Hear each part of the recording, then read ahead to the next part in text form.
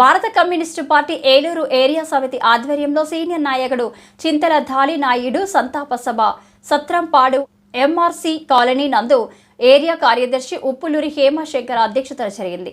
ఈ కార్యక్రమంలో ముఖ్య అతిథులుగా పాల్గొన్న డేగ ప్రభాకర్, సిపిఐ జిల్లా కార్యదర్శి మన్నవ కృష్ణ చైతన్య, దాలి నాయుడు చిత్రపటానికి పూలమాలలు వేసి నివాళులర్పించారు.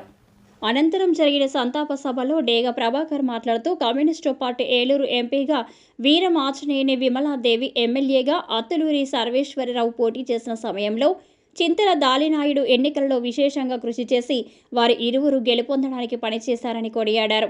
సాధారణ జూట్ మిల్ కార్మికుడు స్థాయి నుండి ఏఐటియుసి నిర్వహించిన కార్మిక ఉద్యమాలలో, కమ్యూనిస్టు పార్టీ ఉద్యమాలలో పాల్గొని జయప్రదం చేయడానికి చింతల దాలినాయుడు అవిశ్రాంతంగా పనిచేశారని తెలిపారు. అనంతరం సిపిఐ కొత్తపేట శాఖ కార్యదర్శిగా పనిచేసే సమయంలో ఎన్నో ఇబ్బందులు ఎదుర్కొని గ్రంథాలయం నిర్మాణం చేసి ఆ ప్రాంత ప్రజలకు విజ్ఞానాన్ని అందించడానికి కృషి చేశాడని కొనియాడారు. తన పెన్షన్ డబ్బుల నుంచి కమ్యూనిస్టు పార్టీ చేసే ఉద్యమాలకు ఆర్థిక సహాయం అందిస్తూ ఎందరికో ఆదర్శంగా నిలిచి సత్రంపాడు శాఖ కార్యదర్శిగా పనిచేస్తూ వృద్ధాప్యం వల్ల అనారోగ్య సమస్యలతో ఆయన మరణించడం కమ్యూనిస్టు పార్టీ ఉద్యమానికి తీరని లోటని, వారి మరణానికి సంతాపాన్ని వారి కుటుంబానికి ప్రగాఢ సానుభూతిని తెలియజేస్తూ ఆయన వదిలి వెళ్లిన ఆశయాలను పూర్తి చేయడమే ఆయనకు అర్పించే ఘనమైన నివాళి అని పిలుపునిచ్చారు.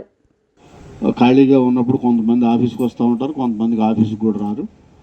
ఏదో వాళ్ళ పని వాళ్ళు చేసుకుంటా పార్టీ కార్యక్రమాల్లో పాల్పంచుకుంటారు. కానీ అట్లా కాకుండా గత ఇంచుమించు ఆ రోజుల్లో అయితే బాగా యాక్టివ్. తర్వాత కూడా వారానికి 4 రోజులు 5 రోజులు ఆఫీస్కి వచ్చి ఆయన కమ్యూనిస్ట్ పార్టీ కార్యకలాపాలను ఒక రకంగా చెప్పాలంటే పర్యవేక్షించేవాడు, అంటే ఎట్లా జరుగుతున్నాయి ఏంటని. రెండో విషయం ఏంటంటే ఆయన చాలా పెద్దలతో పనిచేశారు. ఏలూరు ఎంపీగా పనిచేసిన వీరమాచినేని విమలాదేవి గారిని చూశారు. ఆవిడ ఎన్నికల వాటిల్లో కూడా ఆయన పాలుపంచుకున్నారు. అట్లాగే ఏలూరు ఎమ్మెల్యేగా కమ్యూనిస్ట్ పార్టీ తరఫున గెలిచిన అత్తులూరి సర్వేశ్వరరావు గారు, అలాగే మున్సిపల్ వైస్ చైర్మన్గా రంభా వెంకటప్పయ్య గారు, దాంతోపాటు స్వాతంత్ర సమరయోధులు, ఈ ప్రాంతంలో కమ్యూనిస్ట్ పార్టీ ఉద్యమ నిర్మాత పూడి అప్పలస్వామి గారు, సంక అప్పారావు గారు, అలాగే విజయసారథ గారు, పీజీకే మూర్తి గారు, ఇట్లాంటి వాళ్ళు అంటే పాత తరం అందరితోనూ కాస్త ఇంచుమించు కలిసి పనిచేశారు. వాళ్ళ కమిట్మెంట్ని, వాళ్ళు కమ్యూనిస్ట్ పార్టీ అభివృద్ధికి పడే తపన్ని, అట్లాగే ప్రజలు ఎదుర్కొంటున్న సమస్యల పరిష్కారానికి వాళ్ళు చూపే శ్రద్ధని, ఇవన్నీ కూడా దగ్గరగా కళ్ళతో చూశారు. అంటే వాళ్ళతో పోల్చుకుంటే మేము వాళ్ళ ఏ స్థాయిలో ఉన్నాం, మేము పిల్లల కింద లెక్క ఆయనకి. అందుకోసం నా దగ్గర నుంచి మొదలుపెట్టి ఇక అందరితో కింద దాకా బండి వెంకటేశ్వరరావు కానీ ఇంకా కిందనున్న వాళ్ళు కానీ ఏదన్నా కమ్యూనిస్ట్ పార్టీ కార్యక్రమం సక్రమంగా జరగకపోయినా, పత్రికల్లో రాకపోయినా, లేకపోతే ప్రజలు ఏదైనా ఇబ్బంది పడతా ఉంటే మేము స్పందించకపోయినా వచ్చి ఒక రకంగా చెప్పాలంటే కేకలేసేవాడు. అంటే చనువు మీద పెద్దోడు కాబట్టి కేకలేసేవాడు. ఏం చేస్తున్నారు మీరు, ఇంత ఇబ్బంది జరుగుతూ ఉంటే మీరేం పట్టించుకోకపోతే ఎట్లా, ఇలాగే ఉండేవాళ్ళ వాళ్ళు పాతరం వాళ్ళు అని చెప్పేసి మందలించేవాడు.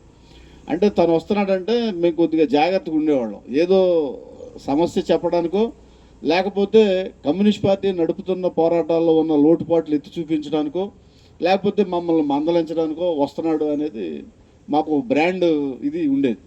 అందుకోసం ఏం చెప్పినా కానీ అంటే ఊకొట్టేవాళ్ళం తప్ప మేము నువ్వేంటా మాట్లాడేది అనేది అనేవాళ్ళం కాదు. ఎందుకంటే పెద్దోడి వయసులో ఒకటి, రెండోది ఉద్యమం రీత్యా అనుభవం ఉన్నవాడు, అందరితో కలిసి పనిచేసిన మనిషిగా అందరం బాగా గౌరవించేవాళ్ళం. కాబట్టి ఆ పరిస్థితుల్లో ఆయన మాట్లాడినా కానీ మేము పట్టించుకునేవాళ్ళం. దాంతోపాటు నిరంతరం ఆయన తపన కమ్యూనిస్ట్ పార్టీ బాగా అభివృద్ధి అవ్వాలి, బలమైన ప్రజా సంఘాల నిర్మాణం జరగాలని చెప్పేసి ఎప్పుడు మాటల్లో కూడా ఆ విషయాన్నే ప్రస్తావన చేస్తూ ఉండేవాడు బాగా. అంటే ఆయన కమిట్మెంట్కి అది తార్కాణం. దాంతోపాటు ఇంకొక చిత్రమైన విషయం ఏంటంటే కమ్యూనిస్ట్ పార్టీలో చాలామంది ఉన్నవాళ్ళు ఉంటారు, ఆర్థికంగా బలవంతులు ఉంటారు. అంటే దానం చేసే గుణం అందరికీ ఉండదు. నాకు చిన్న ఉదాహరణ చెప్పాలనిపించింది.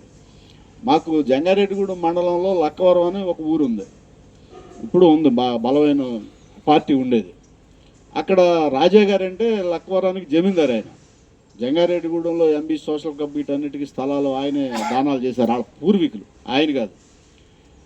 నేను మా అప్పారావు గారు అక్కడ అప్పుడు మండల పార్టీ సెక్రటరీ, కనకారావు గారు మేము వెళ్తే ఆయన పెద్ద జమీందారు కదా, అందరూ ఏదో వేలో ఆ రోజులు ఏదో ఇస్తారేమో అనుకునేవాళ్ళు. ఒక పెద్ద బల్ల ఉండేది, టేకు బల్ల, ఎంత మందాన బల్ల, దాని మీద ఏదో పరిచి ఉండేవి, వెనకాల కూర్చునేవాడు. రండి రండి ఊరకరారు మహానుభావులు అని చెప్పేసి, ఏది సంవత్సరం అయిపోయిందా నేను ఇచ్చి మీకు అని ఒక 100 రూపాయల కాగితం, ఆ రోజుల్లో ఒక 10 రూపాయల కాగితం, ఒక 5 రూపాయల కాగితం, ఒక రూపాయి కాగితం. అప్పుడు బిళ్ళలు పెద్దగా ఉండేవి కాదు, తర్వాత బిళ్ళలు వచ్చినాయి. బిళ్ళ అంటే 116 రూపాయలు చందా ఇచ్చేవాడు నాకు. అంటే ఆయన జమీందారు.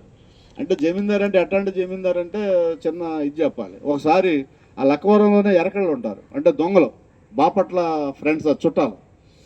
బాపట్ల నుంచి ఒక బ్యాచ్, ఒక 50 మంది 100 మంది, మరి ఎంత వచ్చారో నాకు తెలియదు, కానీ అంతమంది వచ్చి ఆ ఇంటి చుట్టూ గిరిగీసి ఊళ్ళో ఎవరన్నా వస్తే చంపేస్తామని చెప్పేసి, ఆ రోజుల్లో పెద్దవాళ్ళు చెప్పేవాళ్ళు, బంగారం డబ్బుని బత్తాల్లో తొక్కుకొని భుజాన్ని వేసుకెళ్ళారంటాడు ఊరు జనం చూస్తుండగా. అంటే ఈయన మీద ఏమో చాలామంది కోపం, ఆ రూపంగా ఆయనకి సపోర్ట్ చేయడానికి వచ్చి ఉండరు. దాంతోపాటు దొంగలంటే కత్తులు అవన్నీ ఉంటాయి కాబట్టి చంపుతారని కొంత భయంతో వచ్చి ఉండరు. అంటే అంత డబ్బు ఉన్నవాడు మాట, 116 ఇచ్చేవాడు. ఆయన ఇంట్లో ఒక ఆయన అద్దెకుండేవాడు, ఆయన సాంస్క్రిట్ పండిట్, ఆయన పేరు చావా రమేష్ బాబు. అప్పుడేదో బడి పంతులకు సంబంధించి బతకలేరని అంటుండేవాళ్ళు. ఈయన దాటుకొని ఆ పక్క గదిలోకి వెళ్ళేవాళ్ళం. ఆయన చిన్న గదిలో ఉండేవాడు, ఫ్యామిలీ ఎక్కడో ఉండేవాళ్ళు, కృష్ణా జిల్లాలో వెళ్ళేవాళ్ళం. ఆ రోజుల్లో ఆయన 1116 ఇచ్చి, ఈయనేమో మంచినీళ్ళు కూడా తాగమని అడిగేవాడు కాదు జమీందార్ గారు. ఆయనేమో పాపం టిఫిన్ ఉంటే టిఫిన్ తెప్పించో, లేదా తెచ్చో, లేకపోతే టీ అన్న పెట్టి ఇచ్చి పంపించేవాడు. అంటే దాతృత్వం గురించి ఆస్తులు ఎంత ఉన్నాయనేది కాదు, కానీ కమ్యూనిస్ట్ పార్టీ అంటే ఆదరణ, ఎదరోడికి సహాయపడాలనే ఉదారత ఉండాలి. కానీ అందులో అంటే ఈ మాట ఎందుకు చెప్పానంటే, ఈ విషయంలో తను ఉన్నవాడా లేనివాడా అని కాకుండా దాతృత్వం విషయంలో ఆయన అగ్రభాగాన్ని నిలబడేవాడు. చిన్న ఎగ్జాంపుల్ చెప్తాను మీకు. ఆయనకి ఆ రోజుల్లో 200 అనుకుంటా పెన్షన్ వచ్చేది, 200గా 200 పెన్షన్ వచ్చేది ఆయనకి, వృద్ధాప్య పెన్షన్. ఆయన కమ్యూనిస్ట్ పార్టీకి వచ్చి ఆఫీస్కి వచ్చి ఒక మీటింగ్లో అనౌన్స్ చేశాడు, నాకు ప్రతి నెల 200 వృద్ధాప్య పెన్షన్ వస్తుంది గవర్నమెంట్ సైడ్ నుంచి, కానీ కమ్యూనిస్ట్ పార్టీ ఆర్థిక ఇబ్బందులు పడతా ఉంది. నా కొడుకు ఉన్నాడు, కొద్దిగా తింటాకి చిన్న వ్యాపారం ఏదో ఉంది మాకు, అందుకోసం ప్రతి నెల, సంవత్సరానికి ఒకసారి కాదు, ప్రతి నెల నాకు వచ్చే 200లో ఒక 100 రూపాయలు కమ్యూనిస్ట్ పార్టీకి విరాళం ఇస్తానని ఒక మీటింగ్లో ప్రత్యేకంగా అనౌన్స్ చేశాడు. అంటే దాతృత్వం అందరికీ రాకపోవచ్చు, పెన్షన్ నుంచి కూడా కమ్యూనిస్ట్ పార్టీకి, అంటే సంవత్సరానికి ఆయన స్థాయికి 1200 రూపాయలు విరాళం, పార్టీ సభ్యత్వం కాకుండా. అంత అంటే అందుకే మేము గౌరవించేవాళ్ళం. అంటే డబ్బులు ఇచ్చాడని కాదు, ఇవ్వటం ఈ మధ్య పెన్షన్ వచ్చాక, అంతకు ముందు నుంచి కూడా ఆయన కమిట్మెంటు, మాట తీరు, పార్టీ అంటే ఆయన ఎంత శ్రమ పడ్డాడు ఏంటి అనేది కూడా చూసి అందరం కూడా, స్థాయి లేకపోయినా ఆయనకి కార్యదర్శిగా, శాఖ కార్యదర్శిగా ఉన్న అందరూ హోదాలో ఉన్నవాళ్ళైనా సరే అతను చూసి జాగ్రత్తగా ఉండేవాడు. దాంతోపాటు ఇవాళ కమ్యూనిస్ట్ పార్టీ అంటే దేశ స్వాతంత్ర పోరాటంలో అపార త్యాగాలు చేసింది కమ్యూనిస్ట్ పార్టీ. పాత తరం వాళ్ళందరికీ తెలుసు, కొత్త తరం వాళ్ళకి తెలియపోయింది. వేల మంది ప్రాణాలు పోయిన వాళ్ళు ఉన్నారు, జైల్లో ఉన్నవాళ్ళు ఉన్నారు, లాఠీ దెబ్బలు తిన్నవాళ్ళు ఉన్నారు. ఏమైనా సరే స్వాతంత్రం కావాలని చాలా త్యాగాలు చేశారు, ఆస్తులు త్యాగాలు